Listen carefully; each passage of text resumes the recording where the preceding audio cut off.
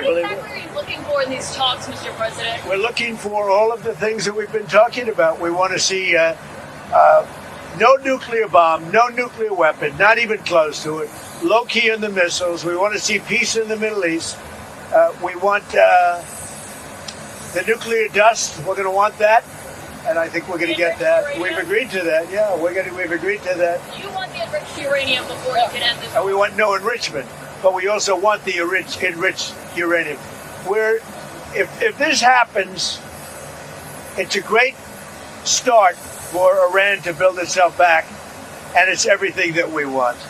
And it's also great for Israel, and it's great for the other Middle Eastern countries, Saudi Arabia, UAE, Qatar, all of them. Kuwait and Bahrain in particular, so it's great for all of them.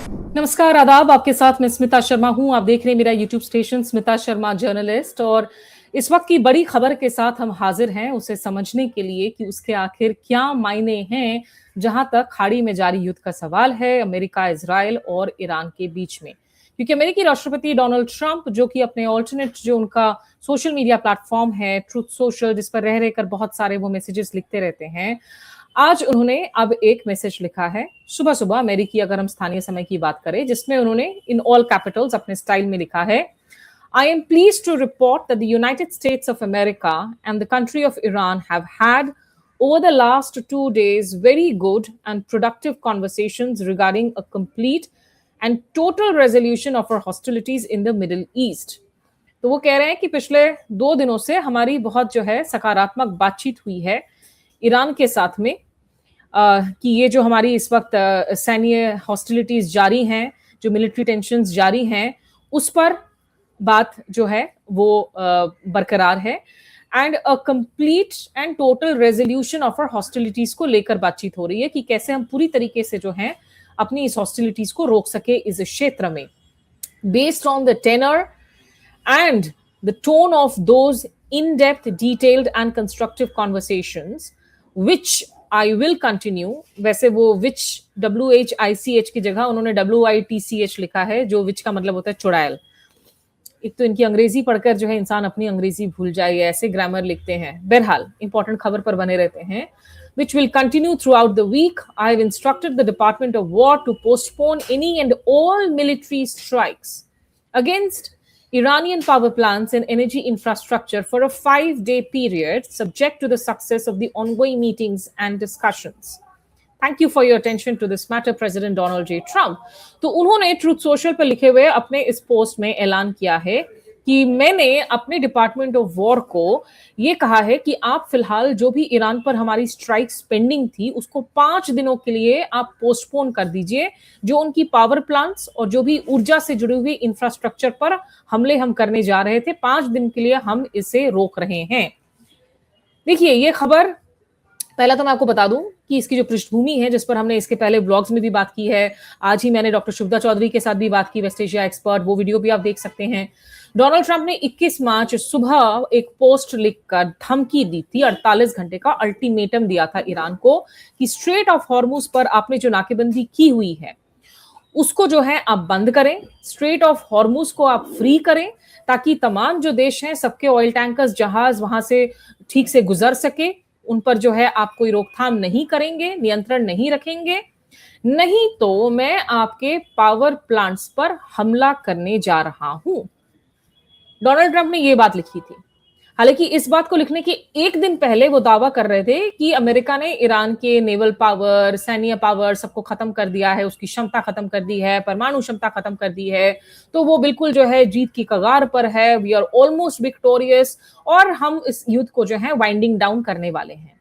लेकिन ये जो ultimatum दिया उसमें Iran ने पलट कर कहा कि देखो भाई साहब, हम पर अगर आप हमले करने जा रहे हो, हमारे पावर प्लांट्स पर, जिससे कि ब्लैकआउट्स हो जाएंगे, बिजली चली जाएगी, शहर भर में इलेक्ट्रिसिटी नहीं होगी, तो खाड़ी देशों में जितने भी आपके सिर्फ सैन्य बेसेस ही नहीं, खाड़ी देशों में जो पावर प्लांट्स हैं वो हमारे लेजिटिमेट टारगेट्स होंगे। हम खाड़ी देशों में डीसैलिनेशन प्लांट्स, यानी कि वो एक तरीके से वाटर फिल्टर्स, हम घरों में फिल्टर लगाते हैं ताकि पानी की क्वालिटी बेहतर हो। अब खाड़ी देशों में चूंकि वहां पर समंदरी इलाके हैं सारे, आप जब गल्फ ऑफ ओमान की बात कर रहे हैं, पर्शियन गल्फ की बात कर रहे हैं, रेड सी की बात कर रहे हैं, तो ये पानी आप पी नहीं सकते जब तक कि डीसैलिनेशन प्लांट्स में इनको ट्रीट करके पोर्टेबल ड्रिंकिंग वाटर ना बनाया जाए। और पूरे खाड़ी क्षेत्र में ये तमाम जितने देश हैं जो जीसीसी कंट्रीज हैं, इनके 80 से 90% तक का ड्रिंकिंग पोर्टेबल वाटर इन्हीं डीसैलिनेशन प्लांट्स पर निर्भर है। तो ईरान ने साफ साफ जो है कह दिया पलटवार करते हुए कि अगर हमारे पीछे आए आप, हमारे पावर प्लांट्स को निशाना बनाया, तो हम आपको नहीं बख्शेंगे, इन सब पर हम भी निशाना बनाएंगे। और इसके पहले ट्रू टू देयर वर्ड्स आपको याद हो कि जब डोनाल्ड ट्रंप ने खार्ग आइलैंड पर अटैक किया, इजराइल ने जब South Pars natural gas field पर अटैक किया, तो टिट फॉर टैट रिटेलिएशन देखने को मिला ईरान की तरफ से। उन्होंने भी एलएनजी प्लांट पर हमला किया, कतर में यूएई में ऑयल रिफाइनरी पर अटैक किया, और वो लोग कह रहे हैं कि भाई अगर हम दुबई में और रियाद में, जो आपके जितने भी इकोनॉमिक हब्स बने हुए हैं गल्फ नेशंस के पिछले कुछ दशकों में, जहां बड़े बड़े निवेशक आते हैं, इलीट रिच लोग आते हैं, इन्वेस्ट करते हैं, वहां रहते हैं, हाई राइजेस में मकान खरीदते हैं, हम इन लोगों को इसलिए निशाना बना रहे हैं क्योंकि इन सब एरियाज में हमारे पास इंटेलिजेंट ऑफिशियल इंफॉर्मेशन है, सूचना है कि यहाँ से जो इंटेलिजेंस के अधिकारी हैं, मोसाद के या फिर सीआईए के, वो लोग ऑपरेट कर रहे हैं, तभी हम इन पर निशाना साध रहे हैं।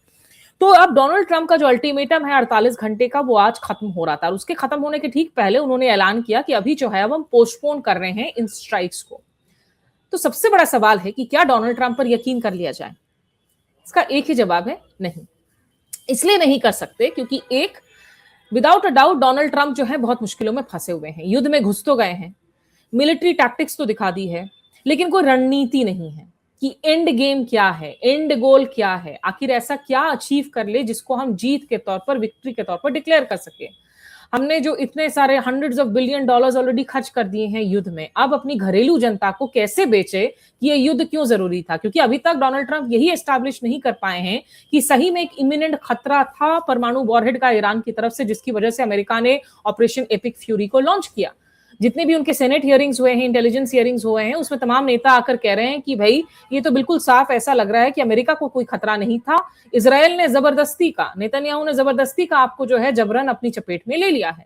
जबकि नेतन्याहू कर रहे हैं कि भाई हम 2 दिन पहले उनका बयान आया कि भाई हमारी थोड़ी ना इतनी कोई स्टेटस है कि हम डोनाल्ड ट्रंप को खींच ले, उनको लगा था थ्रेट है तभी आए हैं। डोनाल्ड ट्रंप के बयान बदलते रहते हैं, कभी कहते हैं कि मेरे दामाद जारेड कुशनर और जो स्टीव विटकॉफ हैं, जो इस मिडिल ईस्ट में उनके खास राजदूत हैं, स्पेशल ऑनवॉय हैं, उन लोगों ने कहा इमिनेंट थ्रेट है।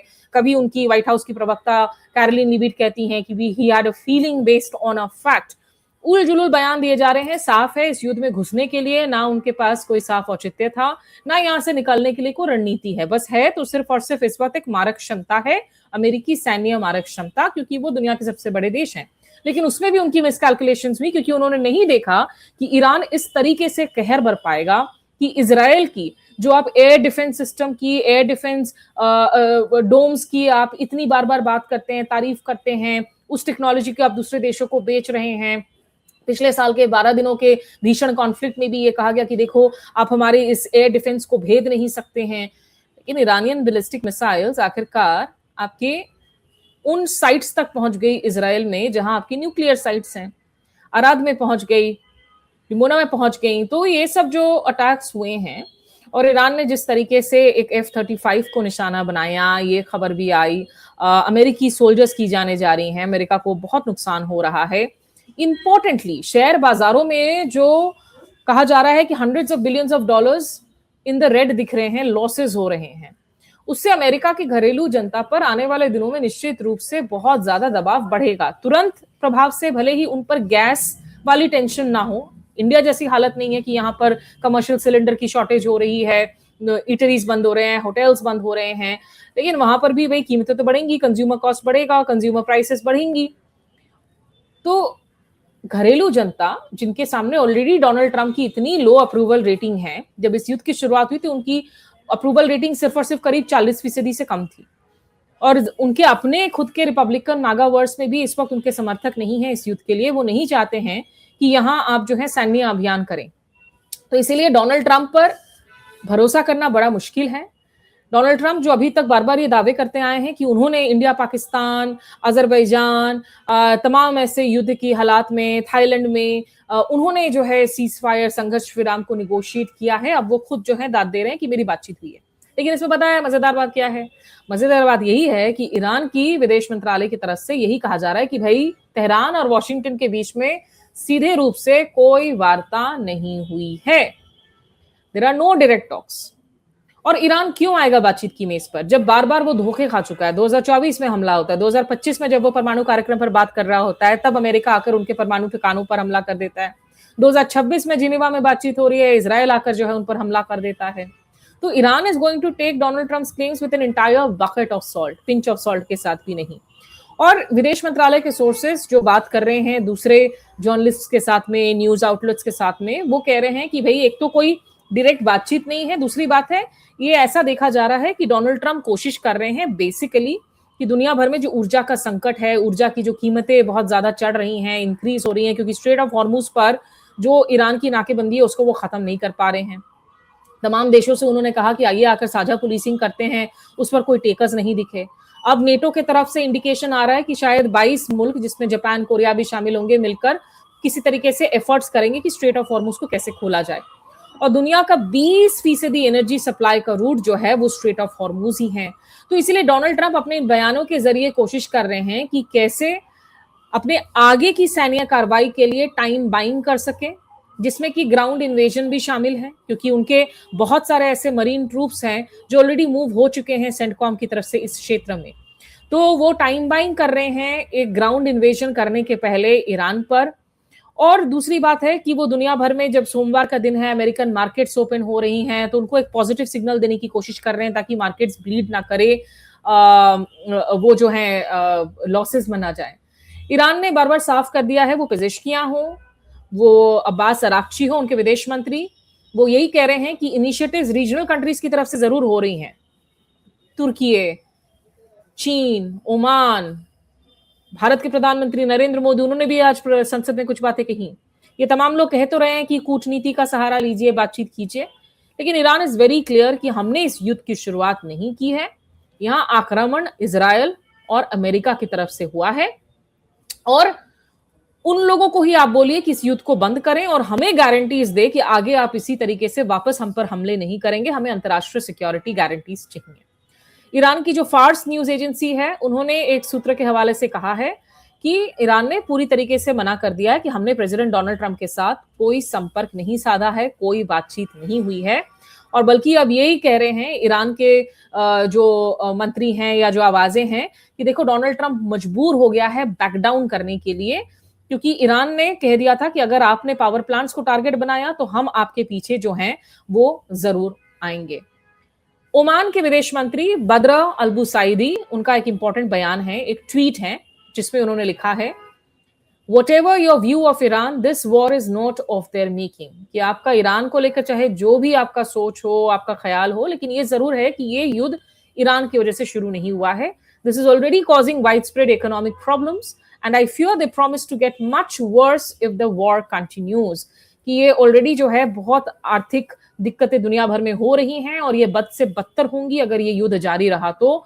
Oman is working intensively to put in place safe passage arrangements for the Strait of Hormuz। तो उन्होंने कहा है कि भाई हम कोशिशें कर रहे हैं कि ताकि सेफ पैसेज, जो जहाज फंसे हुए हैं उनको वहां से सेफ पैसेज के लिए इजाजत मिले। ओमान वो मुल्क है, ओमान के विदेश मंत्री वो मुल्क है, आपको याद दिला दे, जिन्होंने कहा था कि जो ये जिनीवा में बातचीत हो रही थी उसमें ईरान लगभग सभी बातों को मानने के लिए तैयार हो गया था, एक्सेप्ट कि हम बैलिस्टिक कार्यक्रम, हमारी जो मिसाइल कार्यक्रम है उसको हम इन दी एम्बिट ऑफ टॉक्स नहीं लाएंगे, क्योंकि वो हमारी सैन्य क्षमता होनी चाहिए, उसको हम परमाणु कार्यक्रम से जोड़कर नहीं देखते हैं। तो ईरान की तरफ से ये ट्वीट्स भी जो हैं इस तरीके से अभी डाले जा रहे हैं। और ओमान का ये ट्वीट इंपॉर्टेंट है। ईरान की तरफ से एक ट्वीट आया है जिसमें कहा गया है कि Trump's retreat after Iran's firm warning. ये फारसी में ट्वीट है, अंग्रेजी ट्रांसलेशन पढ़ रही हूं। After the Islamic Republic threatened that in the event of any US attack on Iran's energy infrastructure, it would target the energy infrastructure of the entire region, Trump backed down and stated that he had issued an order to postpone the attack। तो यहां पर अभी takers नजर नहीं आ रहे हैं जिनको यकीन है डोनाल्ड ट्रंप के आगे के प्लान्स पर। और एक इंपॉर्टेंट कमेंट अली रेजा दिलखोश जो कि ईरान के एम्बेसडर है श्रीलंका में, क्योंकि श्रीलंका ने ईरान की मदद की है हाल के दिनों में, जब आपने देखा कि आइरिस डेना को जब उड़ा दिया था अमेरिकी सबमरीन ने टॉर्पीडो के जरिए, श्रीलंकन सेलर सबसे पहले पहुंचे थे रेस्क्यू करने के लिए इन ईरानियन सेलर्स को, और श्रीलंका ने इजाजत भी दी थी कि आप लोग जो है श्रीलंका में रुक सकते हैं, डॉक कर सकते हैं। तो अली रेजा ने एक इंपॉर्टेंट बयान दिया कहते हुए कि हॉर्मुज स्ट्रेट जो है हमारे दोस्तों के लिए खुला हुआ है, बंद है तो सिर्फ हमारे दुश्मनों के लिए बंद है। क्या कहा उन्होंने वो सुन लीजिए। Sri Lanka is our friend country, and as I told you, Hormuz Strait is not close to our friend country's vessels. Because of that, Iran always is ready to provide all necessities of friendly countries like Sri Lanka. And in any case, if Sri Lanka demands oil or any other necessity goods, Iran will supply and provide these goods to Sri Lanka. We don't want to see Sri Lanka in a trouble. And nation of Sri Lanka is very esteemed and respected people to Iran. इस बयान के मायने important हैं क्योंकि Iran बार बार यही कह रहा है कि हमने तो भाई एक, उन्होंने आज इस खबर को झुटलाया है कि हम कोई $2 मिलियन के चार्जेस ले रहे हैं, उन्होंने कहा हम ऐसा नहीं कर रहे हैं।